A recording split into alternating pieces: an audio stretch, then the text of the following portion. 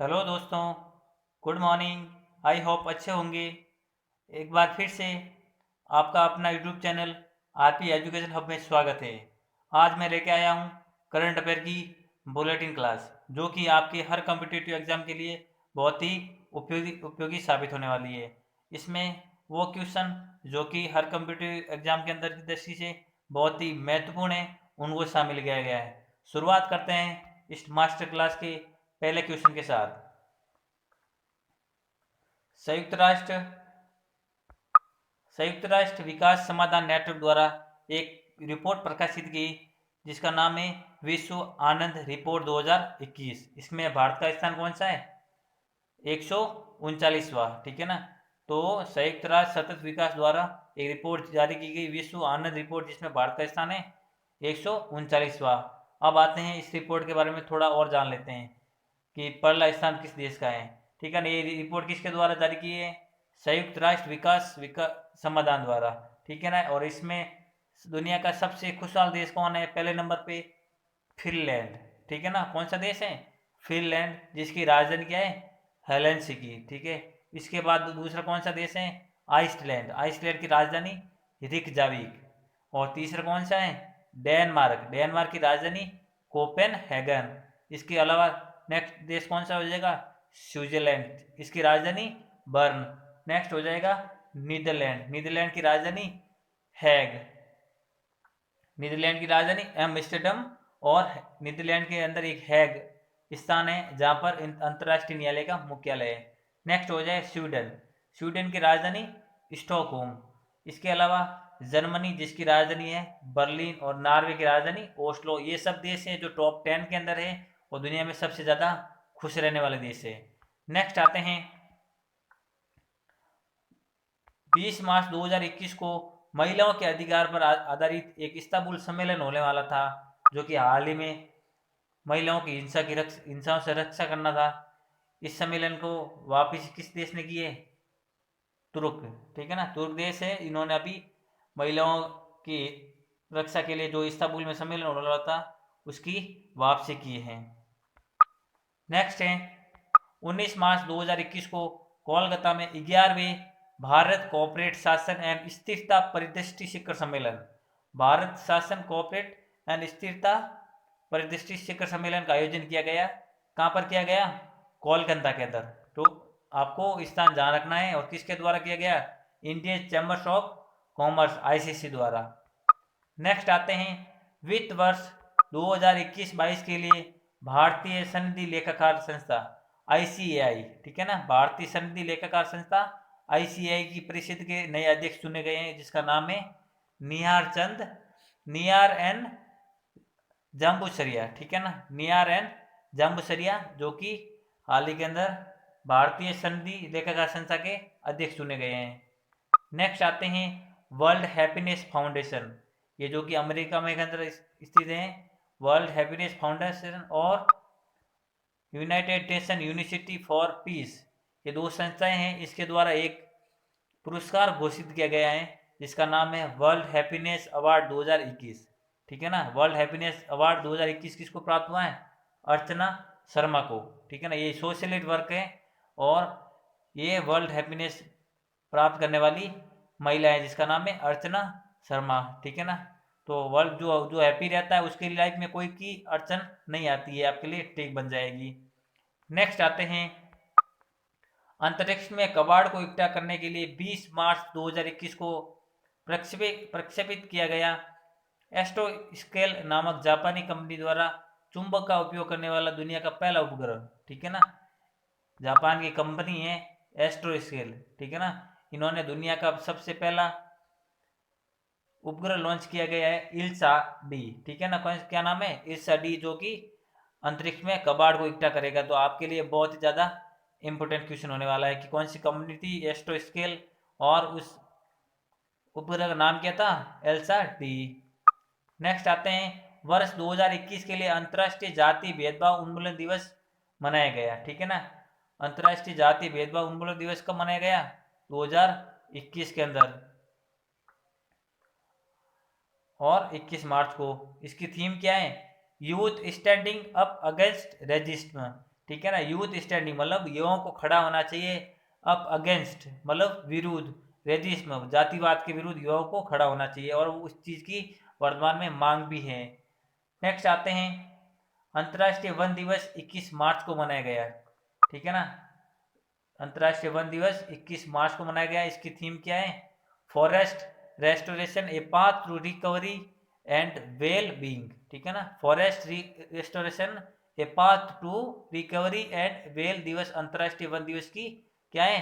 Theme है। आपको theme याद रखनी है। और नेक्स्ट आते हैं, विश्व कविता दिवस जो कि 21 मार्च को मनाया जाता है। अंतर्राष्ट्रीय स्तर पर कविताओं को प्रदर्शनी के रूप में शामिल करना। नेक्स्ट आते हैं गोवा, ठीक है ना। कौन सा आता है? गोवा,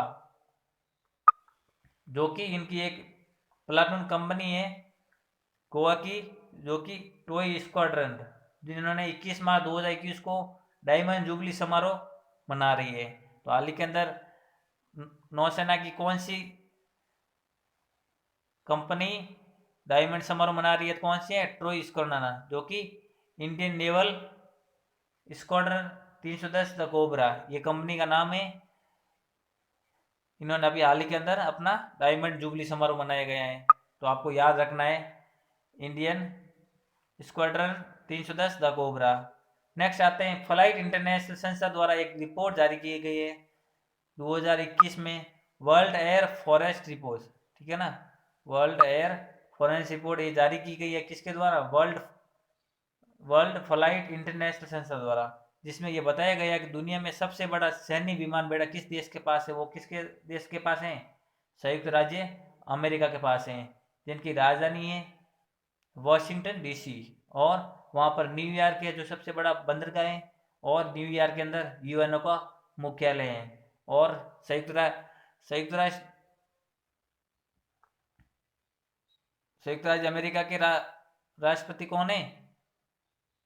जो बाइडेन, वहाँ के vice president Kamala Harris. Next दूसरा स्थान है रूस, रूस के राष्ट्रपति कौन है? व्लादिमीर पुतिन, और राजधानी रूबल, ठीक है ना।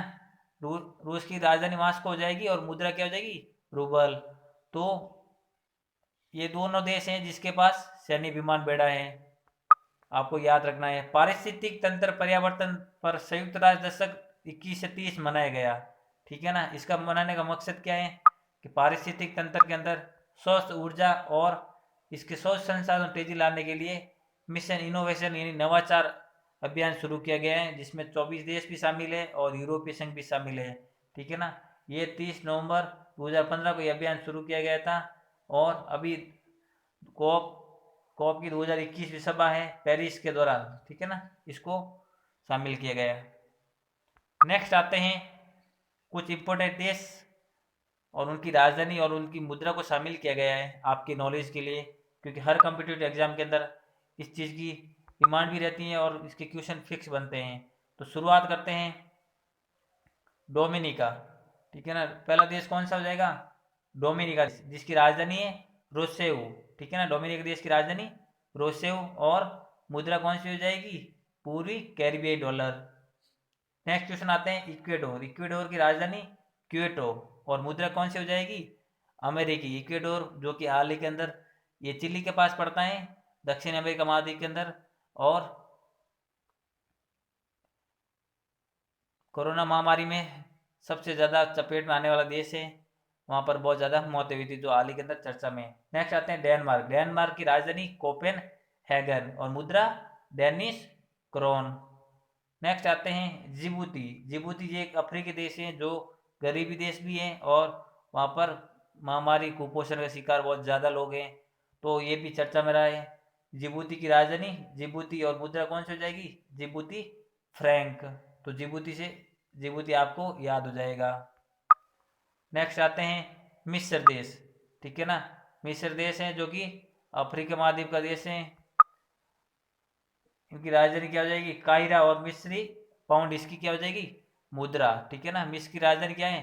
काहिरा, और मुद्रा मिस्री पाउंड। नेक्स्ट आता है इरिट्रिया, इरिट्रिया की राजधानी अस्मारा, इरिट्रिया की राजधानी अस्मारा, और मुद्रा क्या हो जाएगी? नागपा, इरिट्रिया की मुद्रा नागपा। कई बार क्वेश्चन इस प्रकार से आता है कि राजधानी का नाम दे दिए जाते हैं और आगे देश का नाम दे दिए जाते हैं, या फिर कई बार क्वेश्चन इस प्रकार से आता है कि देश का नाम दे दिए जाते हैं, आगे मुद्रा का नाम दिया जाता है और बोला जाता है कि सम्मिलित करो। तो आपको ये चीज़ें रट के छोड़नी है और हर कम्पिटिटिव एग्जाम के अंदर छेद करना है और अपनी सक्सेस हासिल करनी है। यही हमारा मकसद है, आप लोगों की ह्यूमैनिटी हेल्प करना। एस्टोनिया, एस्टोनिया देश, इसकी राजधानी है तल्लीन और मुद्रा क्या हो जाएगी, यूरो। ठीक है ना, मुद्रा क्या हो जाएगी, यूरो, और राजधानी क्या हो जाएगी एस्टोनिया की, तल्लीन। नेक्स्ट आते हैं इथियोपिया। इथियोपिया देश अफ्रीकी देश हैं जिनकी राजधानी अदीस अबाबा। इथियोपिया की राजधानी अदीस अबाबा और मुद्रा बीरर। ठीक है ना। आई होप ये टेस्ट सीरीज आपको अच्छी लगी होगी, तो ज़्यादा से ज़्यादा कमेंट करें और ज़्यादा से ज़्यादा लोगों तक शेयर करें। हमारा मकसद लाइक, सब्सक्राइब एंड प्रसिद्धि प्राप्त करना नहीं है, हमारा मकसद ह्यूमैनिटी हेल्प करना है, जो कि सोशल मीडिया और यूट्यूब के माध्यम से हम करना चाहते हैं। तो ज़्यादा से ज़्यादा लोगों तक इस चीज़ को शेयर करें, अच्छे कंटेंट को शेयर करें, और जो भी इंक्वायरी हो तो आप कमेंट में लिखें ताकि हम लोग उन पर वीडियो बना सकें। और डिस्क्रिप्शन में टेलीग्राम लिंक दे रखा है, तो वहाँ पर उस ग्रुप में जुड़कर वहाँ पर वीडियो प्राप्त कर सकते हैं। मिलते हैं नेक्स्ट स्पेशल सीरीज के साथ। तब तक के लिए आप लोग आसपास सफाई रखें, महिलाओं का सम्मान करें, देश के जवानों का सम्मान करें और अपना ख्याल रखें। जय हिंद, जय भारत।